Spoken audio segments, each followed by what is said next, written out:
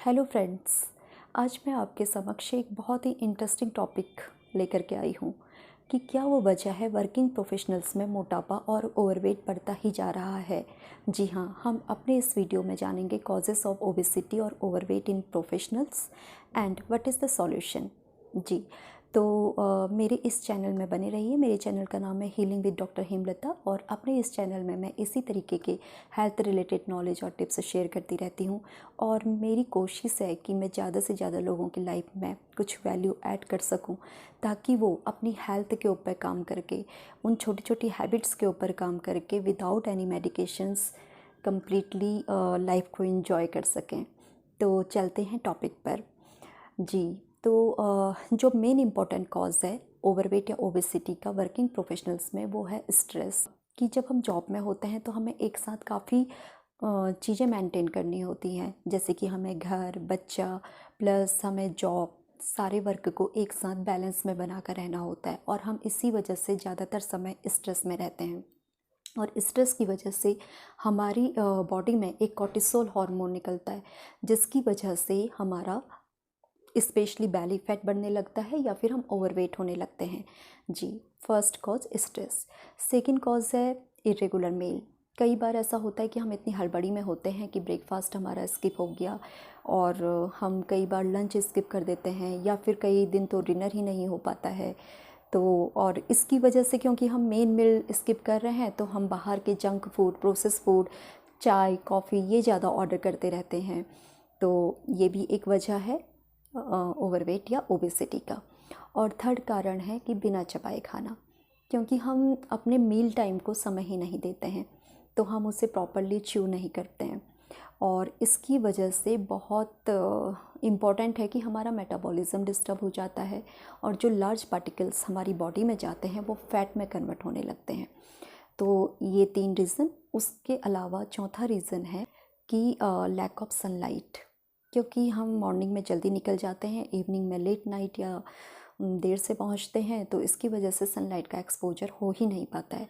और vitamin D lipid का metabolism करता है, तो अगेन इसकी वजह से हमारा ओवरवेट या ओबेसिटी, क्योंकि विटामिन डी अवेलेबल नहीं है लिपिड को मेटाबॉलिज्म देने के लिए। और फिफ्थ कारण है लैक ऑफ मूवमेंट।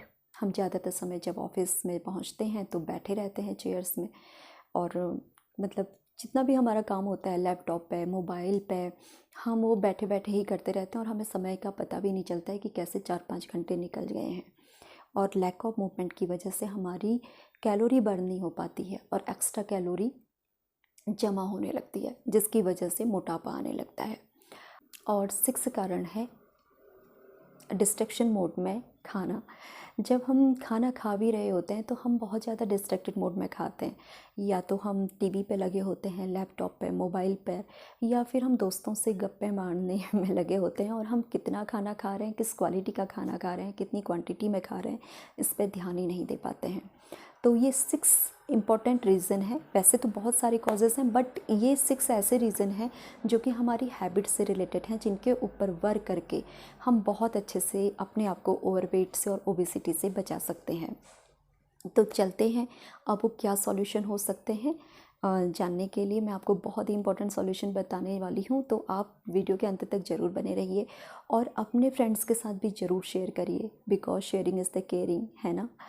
तो चैनल को लाइक और सब्सक्राइब करना भी मत भूलिएगा। जी, तो सबसे जो इम्पॉर्टेंट है कि हमें अपने स्ट्रेस मैनेजमेंट पे काम करना है। स्ट्रेस मैनेजमेंट में काम कैसे कर सकते हैं आप? सबसे पहले फर्स्ट डे से ही नेक्स्ट डे की प्लानिंग कर लेनी होगी। जैसे कि हम मील प्लानिंग कर सकते हैं, क्लोथ्स की, सामान की, हर चीज़ को हम ऑर्गेनाइज़ कर सकते हैं कि कल हमें ये चीज़ें लेकर के जानी है। तो इससे क्या होगा कि हम जब मॉर्निंग में उठेंगे तो हमें हड़बड़ी नहीं रहेगी, और इसकी वजह से हम ब्रेकफास्ट ना तो स्किप करने वाले हैं, और ना ही जल्दीबाजी में ऑफिस पहुंचने वाले हैं, क्योंकि हमारी हर चीज़ पहले से ही प्लान्ड हो जाएगी। और अपनी नींद पर भी काम करिएगा। जब ऑफिस से आते हैं तो हम टीवी के सामने बैठ जाते हैं और कई घंटों बीत जाते हैं। तो कोशिश करिए कि कम से कम आप सोने से 2 घंटे पहले टीवी, लैपटॉप या फिर कोई भी आर्टिफिशियल लाइट, कोई भी गैजेट्स वगैरह से जो हमें मिलती है, उनको अवॉइड करें, जिससे हमारी नींद की क्वालिटी अच्छी हो जाए, और मॉर्निंग में जब हम उठें तो हम बिल्कुल रिफ़्रेश हों, एनर्जेटिक हों। तो एक तो ये था कि आप स्ट्रेस मैनेजमेंट के लिए अपने स्लीप पे काम कर सकते हैं, प्री प्लानिंग कर सकते हैं, मेडिटेशन, प्राणायाम और डीप ब्रीथिंग भी कर सकते हैं 15 मिनट एवरी मॉर्निंग। ये आपको बहुत ही सपोर्ट करने वाला है। और दूसरा, खाना खाना कभी भी स्किप मत करिए, स्पेशली ब्रेकफास्ट, क्योंकि जब हम ब्रेकफास्ट लेते हैं तो हमारा शुगर लेवल स्टेबलाइज रहता है और हमें जो दिन भर एबनॉर्मल क्रेविंग्स होती रहती हैं उनसे हम बच जाते हैं। तो अपने ब्रेकफास्ट में protein and fibre rich food ज़रूर रखिए और अपने लिए आप जैसे कुछ नट्स वगैरह सोक्ड करके या फिर कोई स्मूदी वगैरह ये चीज़ें भी ले सकते हैं। और अपना जो लंच है अपने घर से ही उसे कैरी करिए। बाहर का प्रोसेस फूड या फिर जंक फूड या फिर किसी भी तरीके की चीज़ें उन्हें ऑर्डर मत करिए, क्योंकि उनमें ट्रांस फैट, हाइड्रोजनॉइड ऑयल और बहुत ही गंदे तरीके का ऑयल का यूज़ होता है, जो कि हमारी बॉडी को बहुत इन्फ्लामेशन कॉज करता है और इसी की वजह से हमारा मोटापा तो बढ़ता ही है, हमारी इम्यूनिटी भी वीक होने लगती है। तो सेकंड कि आप अपने खाने पे ज़रूर ध्यान दीजिएगा और कॉफ़ी, चाय, सिगरेट इन सब चीज़ों से, एडिक्शन से थोड़ा दूर रहिए। थर्ड चीज़ है, खाने को चबा करके खाना शुरू कर दीजिए। आपके पास जब भी समय मिल रहा है तो थोड़ा खाने के लिए 15 से 20 मिनट ज़रूर दीजिए, क्योंकि जब आप चबा चबा करके खाना खाते हैं तो वो खाना जब हम बहुत अच्छे से चबा कर खाते हैं तो उसका एक तो एब्जॉर्प्शन अच्छा होता है, न्यूट्रिएंट मैक्सिमम अमाउंट में मिलते हैं और उसका एक्सक्रीशन अच्छा हो जाएगा, प्लस आपका जो ब्लड शुगर लेवल है वो मेंटेन रहने वाला है और आपको एक सेटाइटी वाला लेवल रहेगा। तो खाना चबा करके ज़रूर खाना शुरू कर दीजिए। फोर्थ, मूवमेंट पे काम। आप अगर ऑफिस जा रहे हैं तो कोशिश करिए कि अपनी जो कार या बाइक, स्कूटी जो भी है वो थोड़ा सा डिस्टेंस पे लगाना शुरू कर दीजिए, पार्किंग। इससे क्या होगा, थोड़ा सा आपका मूवमेंट हो जाएगा, 5-10 मिनट का ही सही। और लिफ्ट की जगह आप स्टेयर्स यूज़ कर सकते हैं। और इसके अलावा आप जब बैठते हैं तो खुद को रिमाइंड कराइए 30-40 मिनट बाद कि ओ आप मुझे उठना है। थोड़ा सा खड़े होकर के काम कर सकते हैं या फिर कोई फ़ोन आप अगर ले रहे हैं, फ़ोन कॉल पर हैं आप, तो चलते चलते आप बात कर सकते हैं। हर 30 से 40 मिनट में अपने आप को रिमाइंड करा करके 3 मिनट का मूवमेंट ज़रूर लीजिए।